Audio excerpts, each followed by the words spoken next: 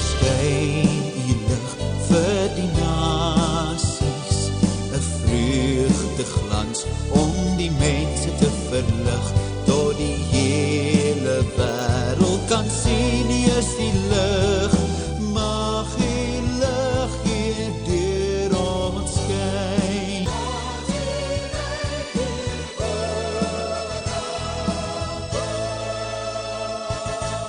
Geliefdes, ek groet u in die wonderlike naam van ons Here Jesus Christus. En is vir my werklik weer 'n voorreg om net so 'n bietjie terugvoer te kom gee oor ons werksaamhede hier in die Swartland.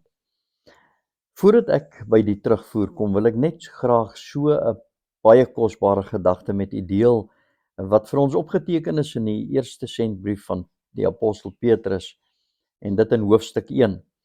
Wanneer hy groet, dan is dit hoe hy dit doen. Hy sê Petrus, 'n apostel van Jesus Christus, aan die vreemdelinge van die diaspora in Pontus, Galasië, Kappadosie, Asië en Bithynië, hulle wat uitverkies is volgens die voorkennis van God die Vader, om deur die heiligmaking van die Gees gehoorsaam te wees. Hier is 'n groot waarheid. Hulle wat uitverkies is voor God se voorkennis, is hierdie mense uitverkies, en ons word daarby ingesluit, ons wat gered is, om deur die heiligmaking van die Gees gehoorsaam te wees. Dit is ons roepingsdoel, is dat ons deur heiligmaking aan God gehoorsaam sal wees. Ons is nie net gered om hemel toe te gaan, maar om 'n lewe van heiligmaking te lewe, 'n lewe van absolute gehoorsaamheid deur die Heilige Gees. Wat 'n groot voorreg. En dan sê hy, mag genade en vrede in oorvloed aan julle geskenk word. Wat 'n toesegging. Mag genade en vrede in oorvloed aan julle geskenk word. Dit in hierdie toesegging is so gelaai met inhoud, en wat 'n voorreg om aan die ontvangkant te staan van so 'n toesegging. Mag genade en vrede in oorvloed, meer as wat julle nodig het, aan julle geskenk word. En dan sê hy hierdie merkwaardige woorde, selfs engele begeer om insig hierin te hê. Selfs engele begeer om insig in hierdie dinge te hê. Geliefd is om te dink dat hierdie toesegging van genade en vrede in oorvloed aan ons gegee is, en dit is goed wat engele nie verstaan nie, want hulle begeer om insig hierin te hê, en dit het ons deel geword, en vir ons is dit verstaanbaar. Deur die Heilige Gees is dit aan ons oopgebreek, en is dit nie 'n voorreg dat ons nie net van hierdie dinge lees nie, maar dat ons dit deelagtig geword het, die verlossing wat Christus aan die kruis bewerk het, dat ons dit sien en ervaar in ons eie lewe, en dat ons dit deelagtig geword het. Wat 'n voorreg, dat ons nie net van hierdie dinge lees nie, maar dat ons dit ook beleef in ons eie lewe. Mag u geseënd wees. En dan wil ek soos Petrus vir u sê, mag genade en vrede in oorvloed u deel wees. Nou geliefdes, ons het hierdie afgelope week het ons op die plaas agterland bedien, en was dit geseënd gewees. In die eerste plek is ons die Here so dankbaar vir die mans wat opgekom het, want normaalweg woon die mans die dienste nie so goed by nie, maar in hierdie geval was dit regtig vir ons wonderlik om te sien hoe hulle aand vir aand opgekom het om te kom luister na die evangelie. Nou ons het daar op die plaas, het ek die karavaan getrek, en Giel het daar gebly, en dit het dan nou vir ons moontlik gemaak dat Giel in die oggende die werkers kon bedien het met invaltyd, wat ook baie geseënd was.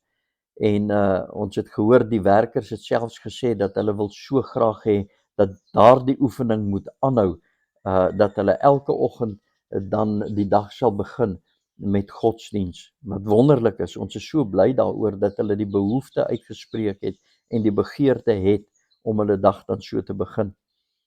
Nou ja, deur die dag het ons dan ook geleentheid gegee vir berading en persoonlike gespreksessies met die mense. Ons was by 2 bejaardes gewees vir wie ons dan ook elkeen 'n Mega Voice 'n speelertjie gegee het sodat hulle na die Bybel kan luister. En die Maria kan glad nie lees nie. Hier sien u 'n foto waar ek die Mega Voice speelertjie vir Maria gee. Sy was so dankbaar. Sy dien die Here al baie jare in die AGS en stap 'n kosbare pad met die Here. Ek wil vra dat u ook vir haar sal bid, soos wat sy hier staan, het sy kanker, maar sy's vol hoop en ek wil vir u sê, mens hoor haar nie kla nie, want sy praat altyd net met lof, eer en heerlikheid van die Here. En dan is daar Anna, vir wie ek dan ook die speelertjie gegee het. Jy kan u die foto dan nou sien. Dan het Giel in die middag wanneer die kinders van die skool afkom, kon hy 'n Bybelles met hulle deurgewerk het en dan ook met hulle speletjies gespeel het en het die kinders dit nou regtig geniet. En dan natuurlik in die aand het ons diens gehad vir almal wat daar op die plaas gebly het. Nou geliefdes, hierdie was regtig 'n baie geseënde week gewees. Maar nou wil ek net vir u so ietsie vertel.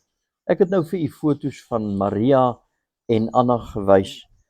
En ek het, weet u, so 8 jaar gelede ook op hierdie plaas bedien.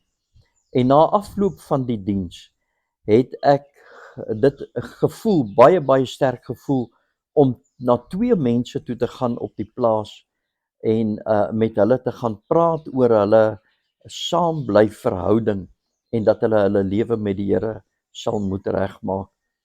Aanvanklik het hulle nou nie hulle lewe met die Here reggemaak nie, maar dit was Oktober gewees, so 8 jaar gelede. En weet jy, tragies, of laat ek so sê, die een persoon, die meisie, ek wil nou nie name noem nie, maar die meisie het toe haar lewe met die Here reggemaak, so 2 weke voor die einde van die jaar. En maar die mannetjie, haar kerel het nie sy lewe met die Here reggemaak nie. En weet jy, ou jaarsaand van daardie jaar het Joanne nog vir haar ma gesê, terwyl hulle besig was om klaar te maak vir die oujaarsdiens, het sy vir haar ma gesê, mamma, hierdie jaar gaan die Here in hierdie huis gedien word. Ons gaan voluit vir die Here leef. Hulle was besig om klaar te maak om na die oujaarsdiens toe te gaan. Terwyl haar kerel na die smokkelhuis toe gegaan het en gaan drink het, en hy was so besope gewees, dat hy die volgende oggend moes die polisie hom terugbring na sy huis toe. Hy het op dieselfde plaas as hierdie dame gebly, as sy meisie. En weet jy, dat daar by die smokkelhuis het hulle hom aangerand en hulle het hom baie seer gemaak. Hy en die meisie het toe 'n paar weke voordat het hulle uitgemaak, want sy het gesê sy wil die Here dien en sy kan nie aangaan met die verhouding nie. En by die smokkelhuis is hy toe nou aangerand en hy was van mening dat sy van die ouens aangesê het om hom aan te rand. En so het hy daardie oggend, die 1 Januarie, by die huis gekom. Hy het na sy huis toe gegaan en 'n broodmes gaan haal. En hy het opgegaan daarna sy vriendin se huis toe en hy het haar, ekskuus dat ek dit so vir u sê, maar hy het vir haar letterlik geslag, soos wat 'n mens 'n dier by 'n slagpaal slag. Dit was 'n afgryslike moord. Hy het haar 25 keer het hy haar gesteek met die broodmes en hy het haar hele ingewande het eintlik op die vloer gelê, het sy dit so vasgehou. Haar 2 kindertjies het staan en toe kyk hoe hulle ma wreedaardig vermoor word. Nou hierdie jong man is toe gevangenis toe. Hy het tronkstraf gekry vir 6 jaar en hy het nou verlede jaar het hy uitgekom. Hy het toe intussen tot bekering gekom en werklik by die Here uitgekom, soveel so dat ek het hom 'n paar keer in die tronk besoek en sy ma het vertel hoe dat hy haar gereeld gebel het en vir haar gebid het en ja. So uit verlede jaar het hy dan nou het hy uitgekom op parool. En weet jy, die twee dames vir wie ek nou die Mega Voice gegee het, dit is Anna, dit was haar seun wat dan nou Maria se dogter vermoor het. En daar was vir jare was daar, jy kan nou dink, verdeeldheid gewees, onenigheid, onvergewensgesindheid, bitterheid. Ek het al met hulle gepraat oor versoening en die pyn was nog net te veel gewees.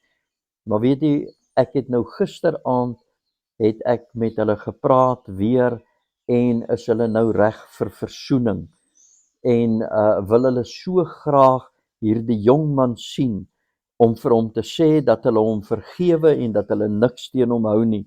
Ek wil vir u sê dis 'n merkwaardige ding wat die Here gedoen het om daardie versoening, begeerte na versoening en die wonderlike vrede wat hulle wil hê, dat die Here dit in hierdie mense bewerkstellig het en dat hulle ook met vergifnis na hierdie jong man toe wil uitreik.